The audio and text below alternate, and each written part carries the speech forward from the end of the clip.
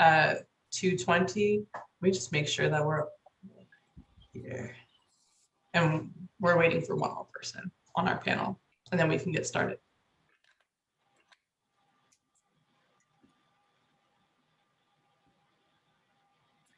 I'll be back in 1 minute.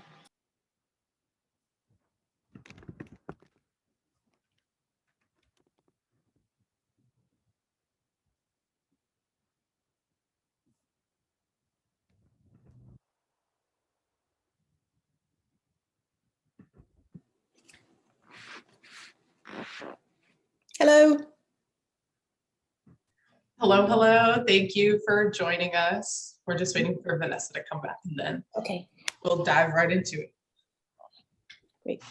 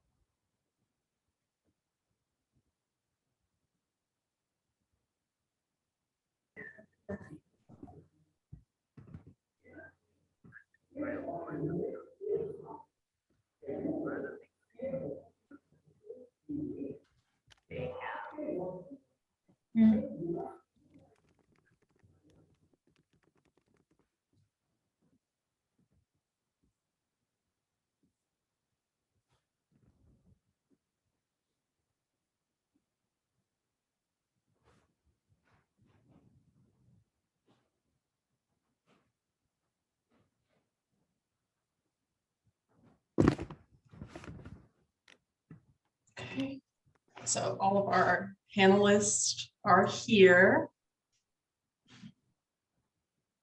Okay, and I'll just wait for them to turn their cameras on, and then we can get going. I'm unable to turn on my camera. It says that the host has stopped it. Yeah, I can't either. I'm not the host of this meeting. Salem. Oh, there it goes. Okay. Sorry about that. Okay, No perfect. Okay, awesome. Well, thank you everyone for coming today to join us for our panel session entitled Intersectional Environmental Justice Beyond the Binary Gender and Ecofeminism. I just want to say this for all of our attendees that if you have questions, we will have time for question and answer at the end. So please feel free to type your questions into the chat. That way, so when we get to the end of our panel questions, we can address the attendee questions. And let's just get into it. So first, I'd like to thank you all again for being here to discuss the intersections of gender, ecofeminism, and environmental justice. To begin, I'd like to know a little bit about your background and what this intersection means to you. So we can start with Livia. Yeah, so hi everyone. I'm so happy to be here. Thank you for having me. My name is Livia Charles. I use she, her pronouns. I currently live in traditionally Miwok territory in Marin County. I work as a researcher at the Women's Earth and Climate Action Network, which is an environmental nonprofit that works with women worldwide and engages them as leaders in the climate crisis. I recently co-authored a report called The Gendered and Racial Impacts of the Fossil Fuel Industry in North America and Complicit Financial Institutions, which discussed the gendered and racial impacts of the fossil fuel industry and talked about specific financial institutions that are drivers of these injustices. And to me, the intersection between gender, ecofeminism, and environmental justice involve the root causes of environmental injustice, which are systemic issues that ecofeminism examines. So racism, unabated capitalism, and settler colonial policies have made it so that communities of color, indigenous communities, and other marginalized communities are disproportionately impacted by environmental problems. And then institutional patriarchy, male-dominated power structures, and traditional capitalist labor valuation have made it so that women and LGBTQ folks in communities are disproportionately impacted within these communities. So in this way, environmental injustice is a gender and race issue, which is exactly what ecofeminism examines. So, yeah. Thank you so much.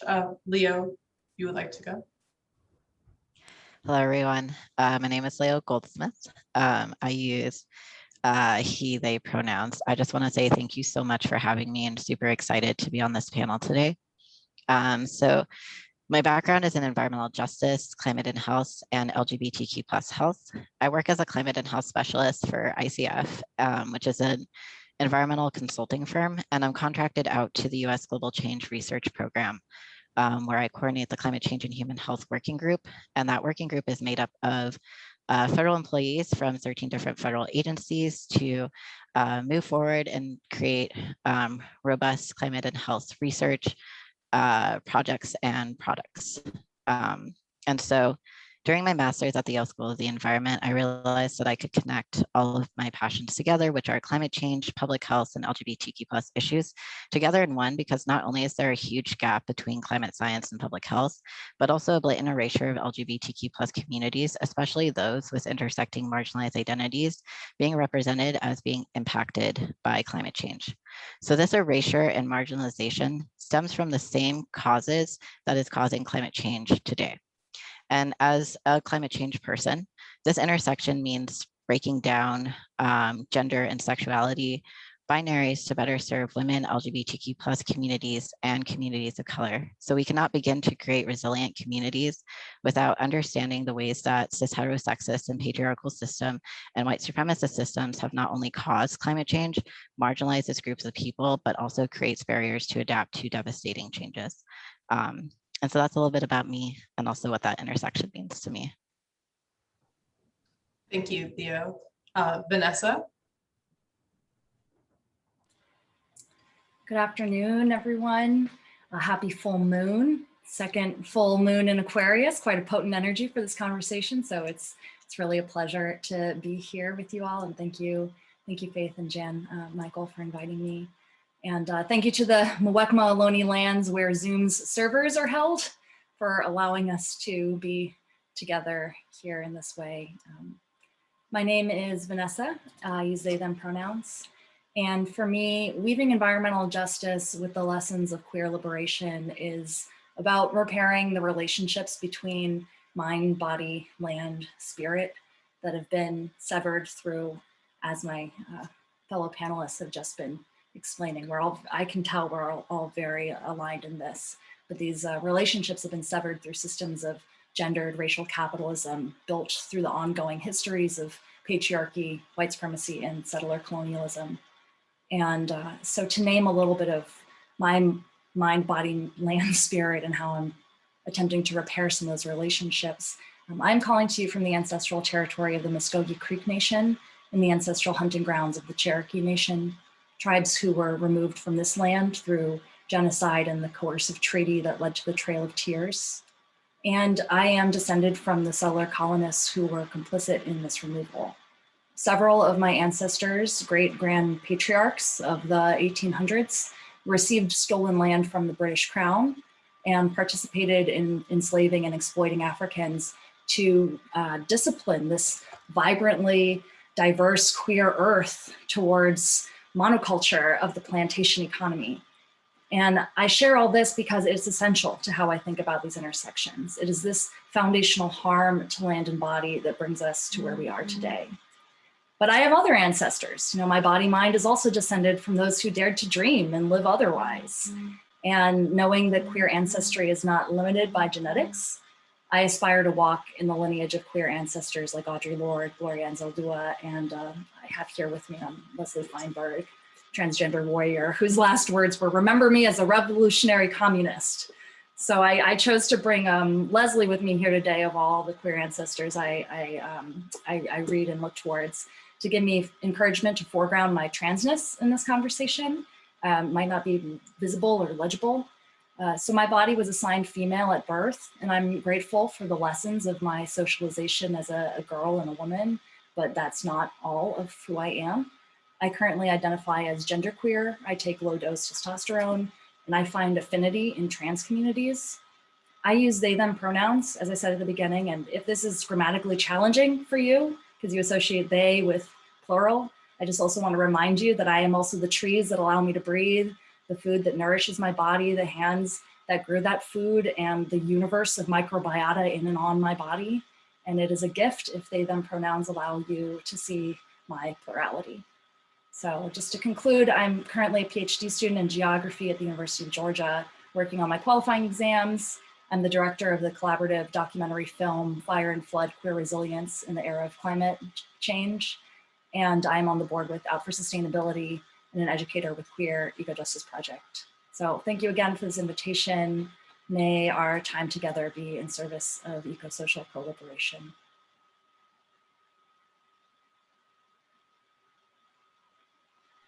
Thank you. And Anna? Thank you. Thank you very much for inviting me today. I'm really honored to be part of this discussion. My name's Anna Bedford. I actually earned my PhD at the University of Maryland, College Park in comparative literature, as well as working in graduate studies in the Women's Studies department. So my background is in women, gender, and sexuality studies, as well as literature. So much of my approach to ecofeminism is through a philosophical one, and thinking through also literary responses and interventions that have been important. My dissertation that I wrote at Maryland was entitled Speculative Survival, and it was an ecofeminist analysis of Canadian women's science fiction.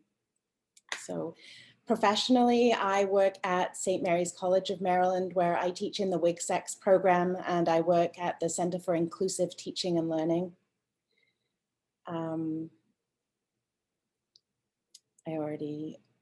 So specifically science fiction has informed a lot of my thinking about ecofeminism, because working in literature, it's been a genre that since its infancy has been one of masculine and colonial domination and adventure stories as we think of it. And so I've thought of it also as a great tool for consciousness raising and critical conversations about feminism and environmental concerns. We've seen it, especially in the last few decades, as a genre that can warn us of what is coming in a kind of sense of if then, the kind of trajectories, if we follow them, where we will end up. And it's a genre that found new impetus in feminist and environmental issues during the 70s. And I think it's something that can warn us of what is coming if we don't make some significant changes. So that's how I see literature and science fiction in particular fitting into an ecofeminist framework. But I'm so excited to be part of a conversation with people from such different backgrounds. Thank you.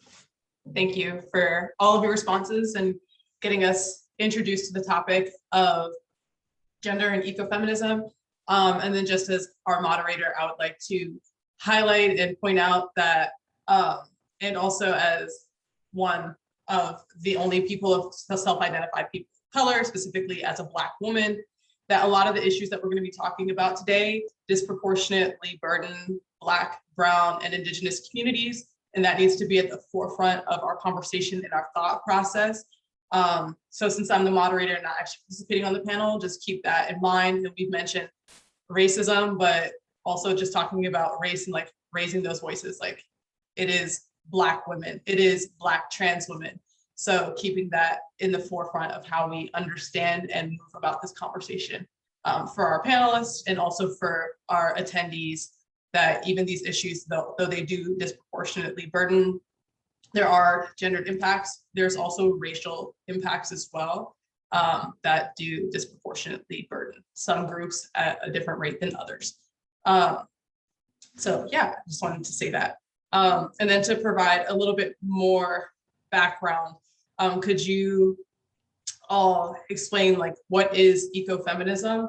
And then if you're aware, also just talk about some of the differences between ecofeminism and radical Black feminism and how that plays into this conversation as well. And what does this movement mean in terms of the larger scale fight against environmental injustice? And then we'll start with Livia. Yeah, so to me, ecofeminism, and I must say, I'm new to this movement and everything, but ecofeminism is the movement that sees the connection between the degradation of the natural world and also the oppression of women and other marginalized groups. So it examines the way the patriarchal power structures in societies have treated the natural world and women and other marginalized groups. So for example, like the exploitation of land through fracking and coal mining is parallel to the way women and marginalized groups have historically not been given equal rights, like gender wage gaps and disproportionate police brutality against people of color and so many other issues that stem from that. I don't know enough about the the radical Black ecofeminism in order to speak on that, but the movement and its history as far as the fight for environmental justice is important because it is talks about the root causes of these injustices, which are very necessary and to address in order to like critically think about cultural norms and change the way we've been doing things.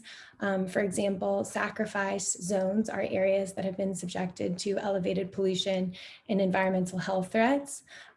These areas are predominantly communities of color and Indigenous communities. And then because women continue to bear the burden of caretaker and food provider across the world, when the air, water, and food becomes polluted in these areas, women of color and Indigenous women are disproportionately impacted. So if we reassess how we interact with the land and prevent sacrifice zones, we can reevaluate how we take care of these women of color and Indigenous women and other marginalized communities. Thank you. And Leah. Thank you. So I also want to just say that I also am very new to learning more about ecofeminism as well as the Black radical feminist movement as well. And so a lot of what I'm going to talk about may not touch too much on that, but definitely intersects with that and is also a great learning opportunity for me to learn from you all as panelists, as well as people who are in the room today through question and answer.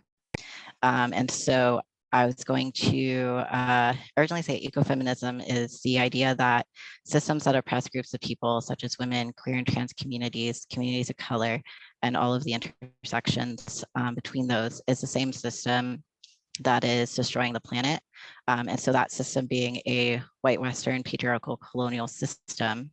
And so part of what ecofeminism tries to do is to break down the oppressive binaries created under the system, either from race, gender, sexuality, etc. And so to answer that second question, I wanted to use an example particularly from this research that I've been doing on how LGBTQ plus communities, especially those with intersecting marginalized identities, have been impacted by climate change as a climate justice and environmental justice issue, in which we need to break down the binaries of language that are particularly used in the health and policy sector, but I will focus more so on disaster response to natural disasters that are exacerbated by climate change. There's this news article that I found during my research, which basically during Hurricane Harvey, there were 2 Black trans women who went to a temporary emergency shelter, a place that you would go for relief and to find safety from an extremely disastrous event that is both physically and mentally makes a toll on you. And what happened was when they tried to use the bathroom of their gender, they were told that that was wrong and were both arrested for doing so.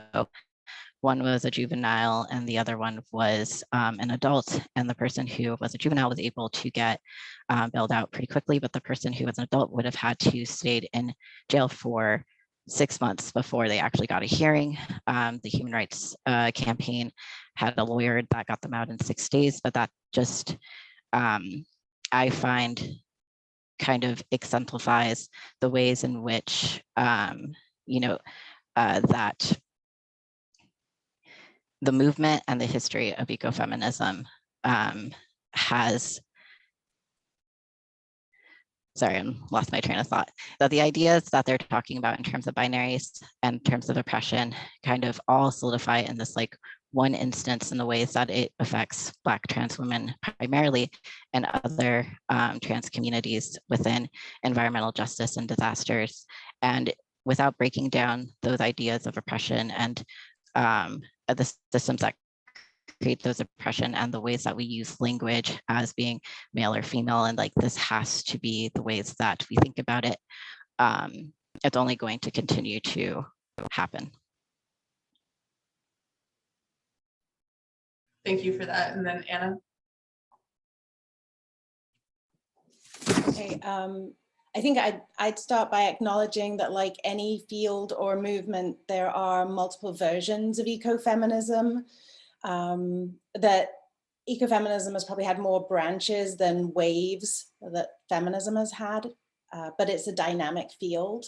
And in 1972, Sherry Ortner suggested that woman is symbolically identified with nature and man with culture.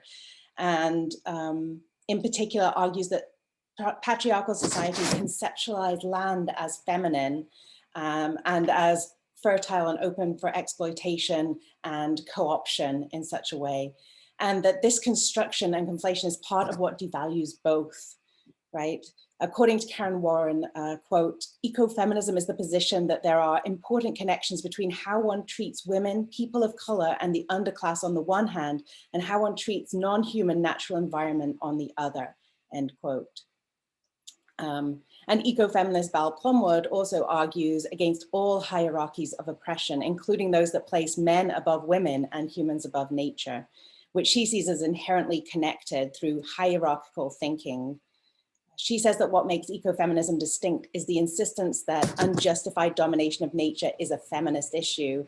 And I think that that's a good basis for the intersectional analysis and work, that there are interspecies connections and dependencies, as well as connections between all forms of domination. In particular, in the case of colonialism, one can clearly see how the domination of land and people have gone hand in hand. While some ecofeminists argue for conceptual links between women and nature, others point to the material connections between their domination, and others still to the differential impact of the environment upon different people, which many of you have touched upon already. Materialist ecofeminists have shown us, because the effects of exploitation and destruction have gendered consequences, women and children and people of color are most seriously affected by poverty, Women-headed households are poorer, and disasters caused by deforestation and soil erosion and other environmental disasters affect to a greater degree the lives of women and children and the elderly and people of color. So it bears noting that some ecofeminists have argued for intrinsic connections rather than sociocultural ones. And this has been an important division within ecofeminism, particularly in the early days. But we see a branch of ecofeminism that still insists that women have a special connection to nature and that essentialize gender differences in a way that really, I would argue, is antithetical to feminist thought. Indeed, the majority of ecofeminist thinkers seem to be engaged in challenging hierarchies and hierarchical thinking that gets reinscribed when we think about essentialist nature of women and their connection to nature. I also think it's important to think about the nature of caring as an ecofeminist tenet, and the fact that that work is and tends to be gendered, so that the work of caring for the next generation, healthcare as a field, tends to be feminized and can also be a ground for radical intervention, because while doing the caring, women are closely connected to the next generation and the hopes for survival of the species and for better communities. So for me, the intersection is based on constructivist analyses of philosophical and material links between women and others and non-human nature, and between the violence against nature and against women and non-binary folk and marginalized others. And it presumes that there's no inherent connections that would transcend cultural conditions. Okay, thank you. And then Vanessa, if you just wanted to tap in quickly on this question. Yeah, thank you. And thank you, Faith, for opening this round and presencing the fact that we have an all-white panel here talking about issues of that disproportionately impact people of color. And I think that this is, it's important to speak that, and also to acknowledge that, like, I came into queer organizing and ecofeminist work because those were the parts of my identity in which I was sensing the most oppression and could enter that conversation. And I know a lot of my queer of color comrades and fellow, academics, they're often speaking to so many different parts of their intersections that this is not the one that they presence the most. But it is, I just wanted to add to this question on ecofeminism, that we don't often think of other lineages. I thank you, Anna, for talking about how ecofeminism has many multiple branches. And I feel like it's time for us to look at the Combahee River Collective and Black queer feminist literatures and say, in what ways is this an ecofeminist text? Because they are talking about these systems. They're talking about political, economic systems of capitalism and imperialism and the way that they disrupt bodies and land, how they're key to Black queer women's oppression.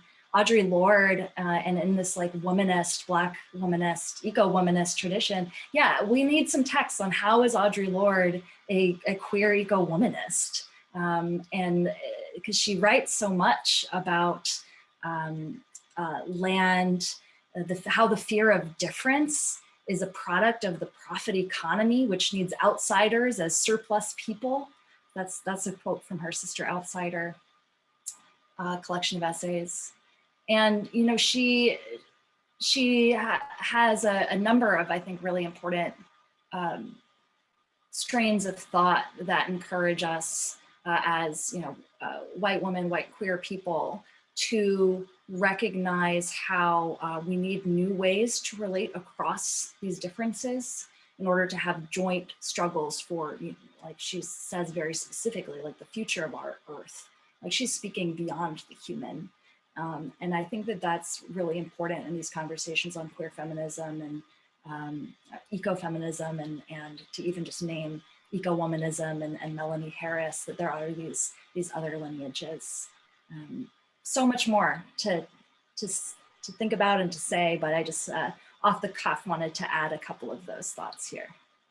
Thank you. And I think that what you just said is really important for everyone, and that for all issues we've been taught to think about concerns in like their specific silos. Like this is a social justice concern. This is an environmental concern.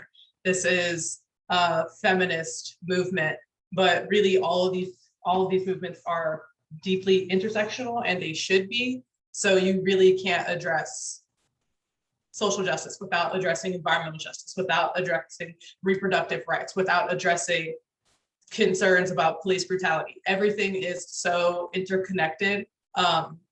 So seeing that this is a very interconnected system, how does this relate to like best practices? Like how can we move forward in mobilizing, and what does that look like? We're going to bring attention to these concerns. How do we go about that in an equitable way and mobilize communities and become involved in communities that some of us may not already be a part of, right? So what are some of those next steps? And we'll start with Leo. Thank you, Faith. I definitely will rely, or like, I will provide more space for everybody else on the panel, especially because although I've done a lot of community organizing in the past, that's not the space that I'm currently in the moment. Working in the federal government, it's so much different, and a lot of different strategies that are used in community organizing is not used in the federal government. So based on kind of my experience working in that space, I would say that, and how that connects to like, you know, community organizing and mobilizing, I'd say leveraging allies has been really, really important. So finding the people who are willing to talk to you, and, you know, talking, like the way that I've done it is just, I've talked about, you know, this is a passion of mine, this is like my research, and, you know, kind of gauging people's interest. And when if they're interested, then kind of going with that has been really useful in getting people who don't come from, you know, communities that have been historically marginalized to actually like change their language. And then that can then help other people who are from similar backgrounds as them to also want to do the same, because they see somebody else who's similar to them doing that. And then the last thing that I'll say is be uncomfortable. So, you know, if you can't learn, and you cannot, you know, actually be doing anything that is meaningfully helping or supporting a movement if you're not willing to be uncomfortable and also learn and listen, active listening to communities that you're not a part of. And I'll leave it at that. Thank you. I think that was a really powerful statement, and that I think with all movements and just all things in life, you have to be committed to learning and also committed to unlearning, because a lot of the ways we've been taught to approach these topics comes from a very colonized mindset that oppresses people. And I'm glad that we've been able to touch on that rhetoric matters, like the language that we use to describe these things matters. So you can't be really an inactive participant. So you can actively decide to change how you discuss a topic, or allow those other opinions to actually seep in and think about an approach that you might not have considered otherwise. So I appreciate you all on the panel for addressing that. And then Livia, if you would like to go next on this question. Yeah, so I also have not had a ton of experience in organizing, so I will not take up too much space as well. But just from researching and writing my advocacy report, we interviewed frontline women and who are battling the fossil fuel industry. And listening to those interviews, I feel like I learned so much from those women. And I would just say that, similar to Leo kind of, is that we need to listen to these people. And I think these women need to be placed on the front lines of solutions for the climate crisis and environmental justice in general. For example, Sharon Levine is a Black leader from St. James Parish in Louisiana. She lives in Cancer Alley, which is an area with the highest cancer rate, or one of the highest cancer rates in the country.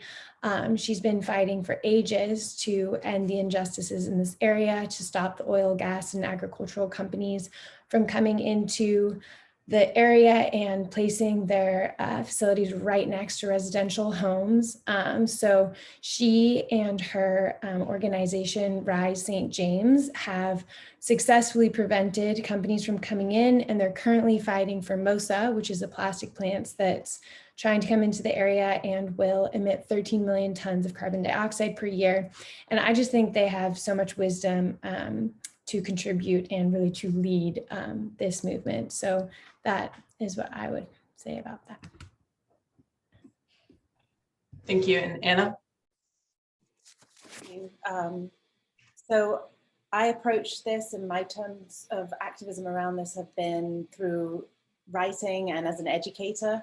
And so when I approach my feminist courses, for example, they are intersectional in the sense that Kimberly Crenshaw developed, and I work to integrate environmental issues, environmental racism, and ecofeminism into the course materials, and to help raise consciousness among younger folk who are perhaps experiencing or coming across these kinds of ways of resistance or intersecting issues for the first time. I think that one of the things that I find as a challenge is challenging hopelessness. I think when we face such huge issues, to know how we can personally be responsible for our own and recognize our own role in the destruction of the environment and in colonization and ongoing systems of oppression, and also have hope for change when something is so systemic. So building on the personal is political, and at the same time challenging especially capitalism, I would say, and consumerism, which offers us some kind of easy pacification for our role in it and our ways to engage in environmentalism, particularly with greenwashing and buying carbon offsets or other things that we are tempted to do to assuage our guilt, for example. And I also think that we personally and socially and culturally need to value things differently. I think particularly about roles of caring in community, as I mentioned before, how we think about, even in an institution like a university, how we think about the labor and what counts as being a productive citizen and community member, how we value reproductive labor of mentoring students or service, and how we might seek to value that in the same way you value the production of articles, for example. That makes sense. I hope that makes sense. Thank you. And Vanessa? Thank you. Yeah, and thank you, Anna, for speaking to some of that personal work. I think that, you know, I'm going to take off my academic hat and put on like some of my organizing and mutual aid and resilience-based organizing hat, and say that I think one of the lessons and takeaways from the work I've done is that, you know, this is hard. Coalition is challenging. When we come together across so many different differences, it's so powerful. At this moment of transition, we need to be cultivating our ability to come across difference and meet each other. But because of all these systems that we've named and all of the historic trauma that has built up, often in coalition, we're tripping over each other's traumas in many different ways. And so I think that it's important to be thinking about what are the battles that we need to be cultivating our strategy on the state and legislative level, but we also need to be like cultivating our spirit and how do we come together in community. I think that has been the biggest learning curve for me as a white organizer in predominantly people of color led spaces, is having to do that internal work on shame. And like, what is the shame of my ancestry? How is that holding me back? How does it keep me from developing deep relationships? How does it keep me from repairing harm that I've caused? And like that kind of work, I think, is critical for us to build the kind of coalitions that can not only challenge power, but when we win, can govern. Because as one of my former mentors, Gopal Dayaneni, would say, is if we're not prepared to govern, we're not prepared to win. What does it mean to like take out a system and to replace it with something that is equally dysfunctional because we haven't dealt with that trauma?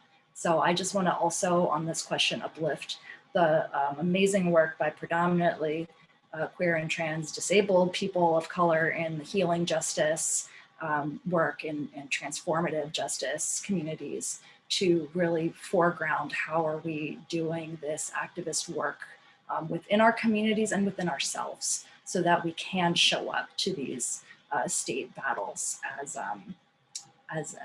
a stronger unity. I really appreciate that, that sentiment, especially acknowledging that these spaces have always had Black, Brown, and Indigenous people at the forefront, and especially when we look at the environmental justice movement, it's really Black women who are doing a lot of the ground truthing and leading this movement, who are also experiencing a violent erasure of their stories and their contributions to such movement. So you can't look at any movement without investigating and acknowledging the role that Black people have played into that movement, as we're often the first to contribute to that movement, the first to make that movement deeply intersectional, and also the first to be violently erased from that movement and have our stories not be part of the larger, broader picture, which I think is important to acknowledge, especially when we're talking about the feminist movement and ecofeminist movement has not always been intersectional and has not always included Black women, has not always included trans women, has not always included people of color, even though on the ground, those are the people who are the first to speak up about what's going on in their community and the first to begin that advocacy. So we're doing some like back work to bring in people who have been excluded from those mainstream environments, and acknowledging that the mainstream environmental movement, the ecofeminist movement has not always been a welcoming space for Black and Brown people who have been the ones doing the work for the longest. And then if we're talking about just interdisciplinary practices like ecofeminism, like queer ecologies and related movements, thank you, Emily, for acknowledging that in our chat, how they can draw from LGBTQ plus histories, and then also acknowledging that those BIPOC communities have also been some of the leaders in the LGBTQ plus history as well, and how the history of that movement, the history of the environmental movement, all sort of intersect, and what can we learn by acknowledging these histories, I think is important to address for our panel. So we can start with Anna on this question.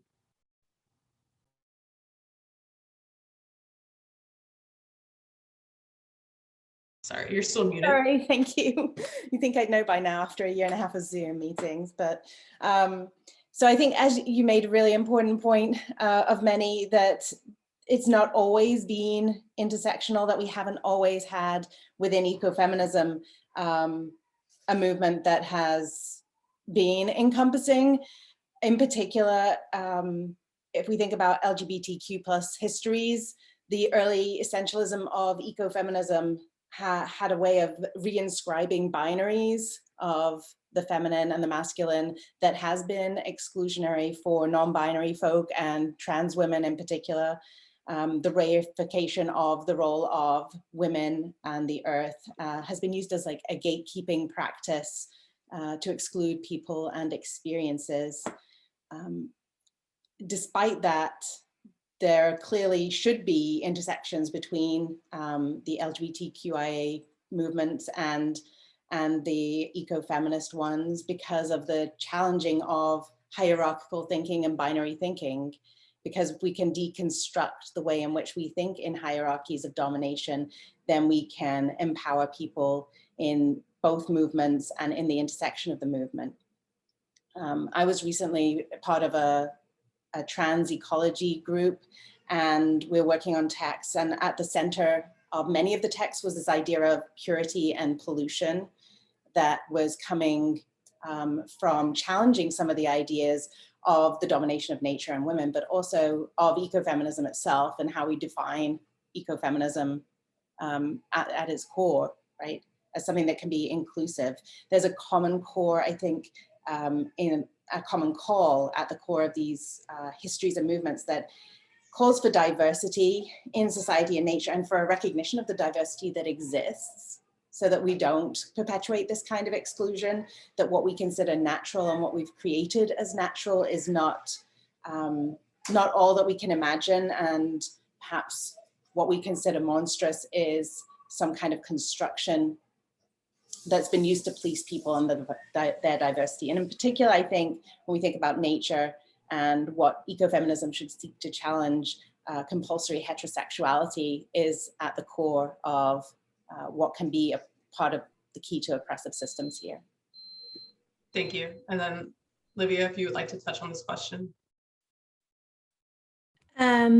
Yeah, so like in a similar way that LGBTQ communities and other marginalized and frontline communities have challenged society to reassess cultural norms, I think ecofeminism and queer ecology both question broadly accepted norms and perspectives in Western culture. And I think that, yeah, that is like a really important thing that's drawn from those histories and something that needs to be carried forward in addressing environmental injustices. That's my intention.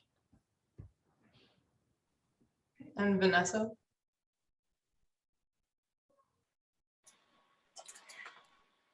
So I think that like it just in this vein of what we've been talking about with foregrounding the Black, Latina, and Indigenous movers in LGBTQ history, I think that queer ecology hasn't learned enough, actually.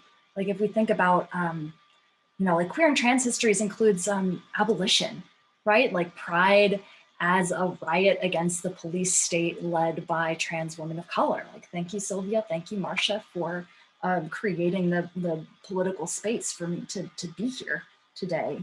And so, you know, I had the pleasure of seeing your facilitation on the panel about environmental justice and incarceration yesterday, and thinking about how queer and trans people, particularly those of color, are more likely to be incarcerated. 1 in 2 Black trans women will be incarcerated at some point in their life. And that puts them at a disproportionate vulnerability to climate change and to all the other kinds of environmental injustices that are baked into the carceral system. And I don't see much in the queer ecologies literature about that. And I think that that's important, you know, thinking about the two-spirit histories, various kinds of resistances to colonization of gender that, you know, we don't often even remember as part of LGBTQ plus history. People often talk about queer and trans people as if there's something new, whether, as Anna said, a result of contamination in the environment, or as an aberration against God, right? Like a crime against nature. And I think that foregrounding and uplifting indigiqueer and two-spirit organizers in the environmental movement can reverse that grave injustice, to remind us that people have formed community and organized and managed economies and their genders in ways that are vastly different from the kind of system that we have right now, a system that was built for the purposes of capital accumulation and dispossession. So I think that that's actually, I like this question because it makes me pause and think, to what degree could queer ecologies and ecofeminism do a better job of learning from a deeper LGBTQ plus history by focusing specifically on the Black and Indigenous leadership within queer and trans history. Thank you. And then Leo. Thank you. So kind of going off of what all of the other panelists were mentioning, I think people tend to forget that the reason why we have the gender binary and also heterosexist systems is because of policing of Indigenous and Black communities. And so that is extremely apparent, particularly in academic research around environmental justice and climate justice. For example, I could give two examples. One is there's this report that came out by the US Department of Agriculture, specifically on climate change impacts on Indigenous populations.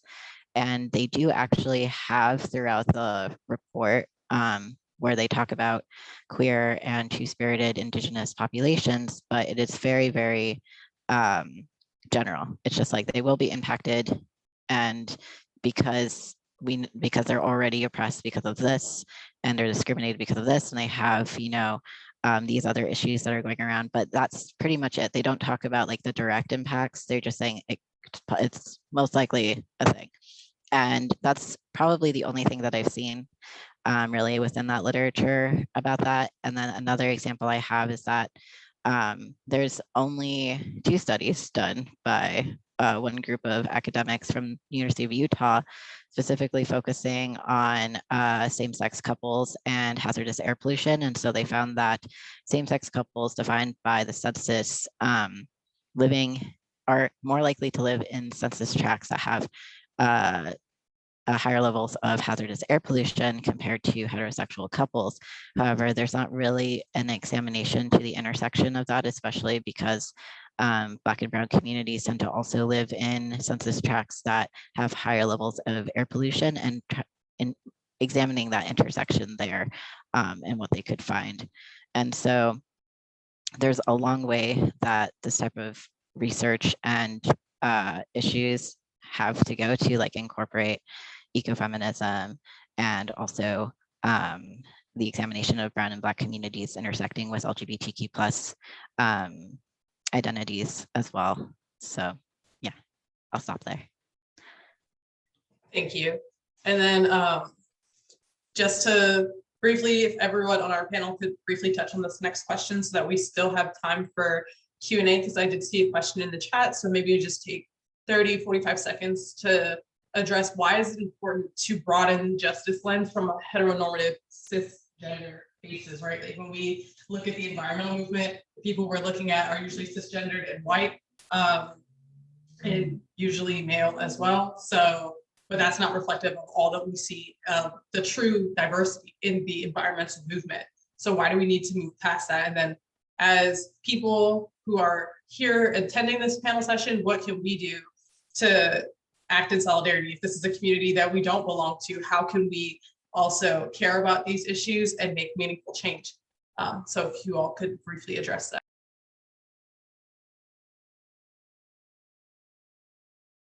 Sorry, let me, I forgot, sorry, Vanessa. Oh, actually, Livia, if you could start, please. Yeah, so I think we need more representation across all sectors in the environmental field in order to better understand and incorporate non-heteronormative experiences.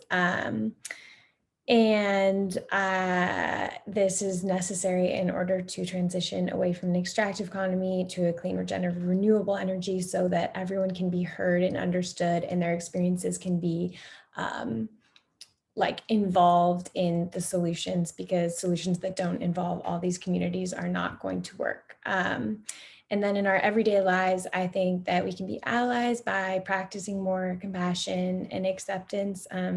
As we were saying before, like truly really listening and understanding, and yeah, I guess getting uncomfortable for sure, joining movements. And then I think in general, we need more research into these areas about the impacts of pollution and climate change on these various groups, including the biological impacts, mental health impacts, and caretaking roles in general. So that is what I Thank you. And then Anna. Yeah, I agree. I don't have too much to add, and so I won't take up too much time, but the idea that we need to amplify voices, that we can come in and listen to the work that's already been taking place in terms of being an ally, that we don't always have to lead in every situation, that it doesn't have to be our voice, but we can amplify the voices of others.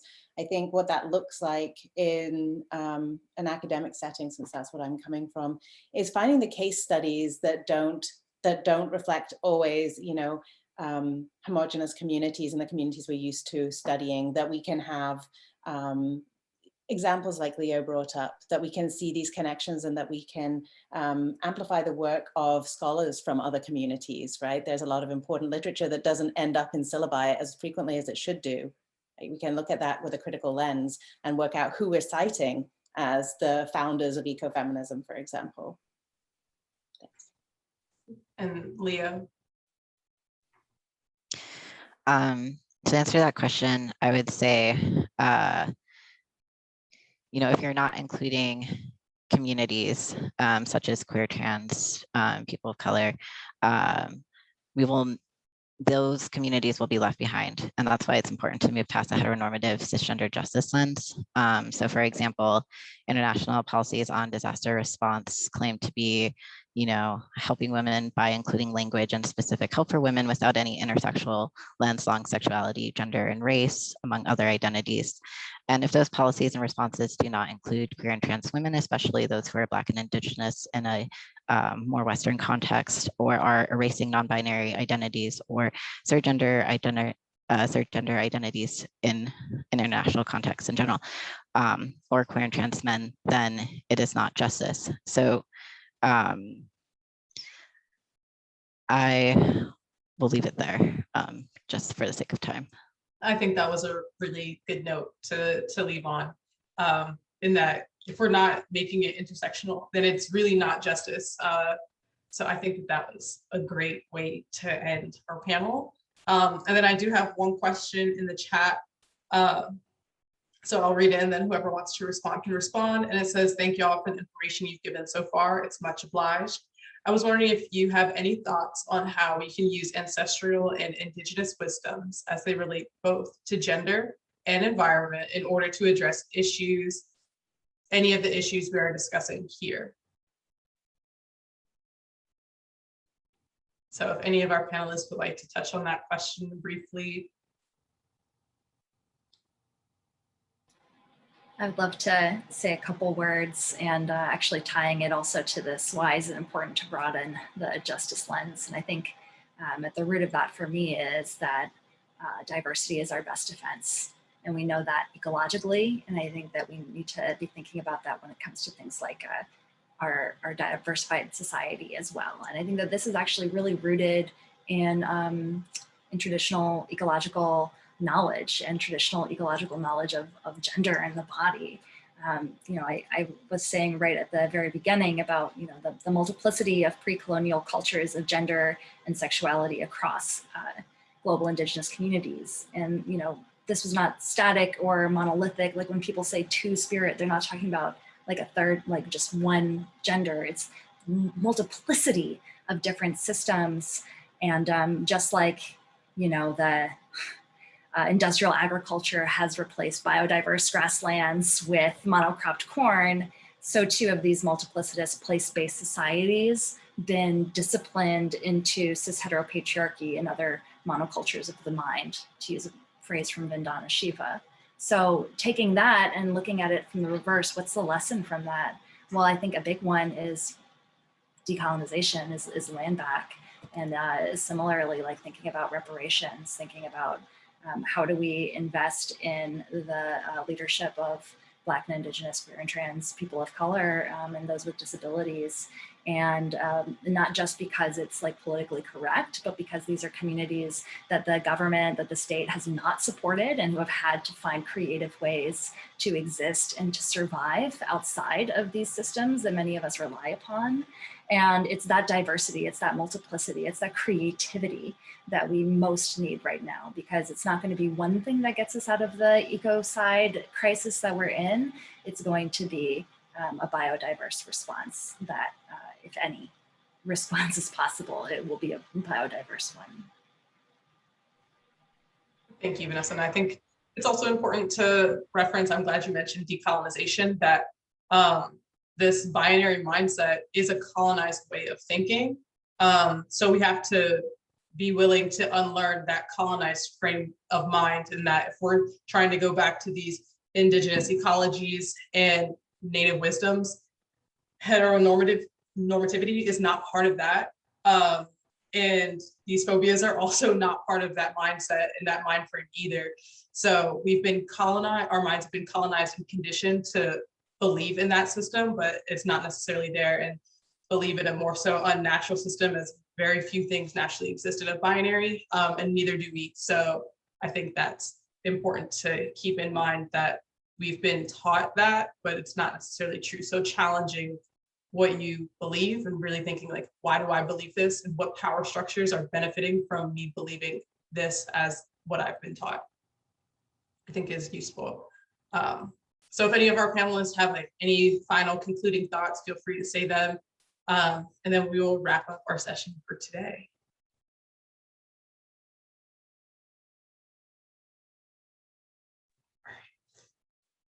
Okay, perfect. Well, we are out of time. I just want to thank all of our attendees for coming and listening to our panel session, and give a round of applause to our panelists for partaking in this conversation today. So thank you all for coming. This session will be recorded and uploaded to YouTube. Oh, and then if you have questions, comments, or concerns, I will drop my email into the chat for anyone who wants to connect on this topic afterwards of the panel, and I encourage our panelists, if you feel comfortable, challenge by choice, to put your information here for attendees as well. And then that is all I have. Thank you so much for this panel and for inviting me here today. And also, if anybody has any questions or would like to follow up afterwards, I'm guessing they could probably contact you, Faith, and then they could get my email from you. Yeah, and if anyone wants to contact with our panelists, you can also just send me an email. My email is faith.taylor@yale.edu, and I can connect you with our panelists, or you can send me a message on Hoopla as well. I check the two. But yeah, thank you. Thank you. Have a great day, everyone. All right, have a great day, everyone.